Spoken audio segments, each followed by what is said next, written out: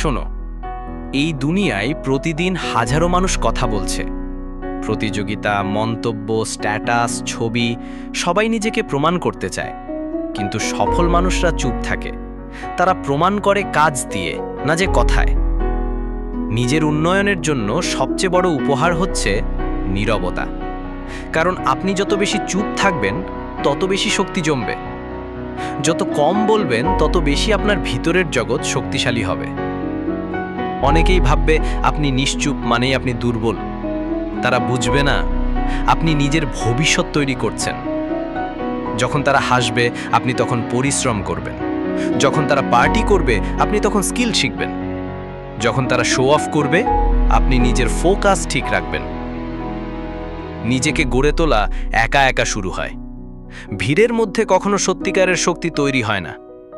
যখন আপনি একা থাকবেন, নিজের সাথে সময় কাটাবেন, তখনই বুঝবেন আসল পরিবর্তন শুরু হয়েছে। কথা বলার বদলে কাজ করো।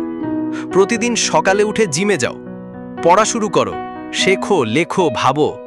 কেউ না জানুক, আপনি জানবেন আপনি এগোচ্ছেন। স্মার্ট হতে চাইলে কথা কম বলো, 100 ভাগ কাজ করো। নিজের ওপর ইনভেস্ট করো, নিজের শরীর ও মস্তিষ্ককে শক্ত করো। জীবনে এমন সময় আসবে যখন আপনাকে কেউ চিনবে না। আপনার সাইলেন্স স্ট্রাগল, আপনার মধ্যরাতের পড়া, আপনার ব্যর্থতা কেউ জানবে না। কিন্তু সফলতা যখন আসবে, তখন আপনার নীরবতাই সবাইকে চমকে দেবে। তুমি যদি চাও 2025 তোমার জীবনের সেরা বছর হোক, তাহলে এখনই ঠিক করো কাউকে কিছু প্রমাণ করতে যাবে না, শুধু নিজের উপর ফোকাস করবে। দুনিয়াটা এখন অনেক গোলমেলে, সবার মুখে মুখে কথা। তাই তোমার চুপ থাকা, তোমার ফোকাস, এই দুটোই হবে তোমার গোপন অস্ত্র। যখন অন্যরা দেখার আগেই নিজের উন্নয়নে ব্যস্ত থাকবে, তখন একদিন তোমার ফলাফলই এমন উচ্চতায় নিয়ে যাবে যেখানে চিৎকার লাগবে না, শুধু তোমার উপস্থিতিই যথেষ্ট হবে। তাই মনে রাখো, নিজেকে বদলাও কিন্তু চুপ থেকে। নিজেকে তৈরি করো কিন্তু দেখাও না।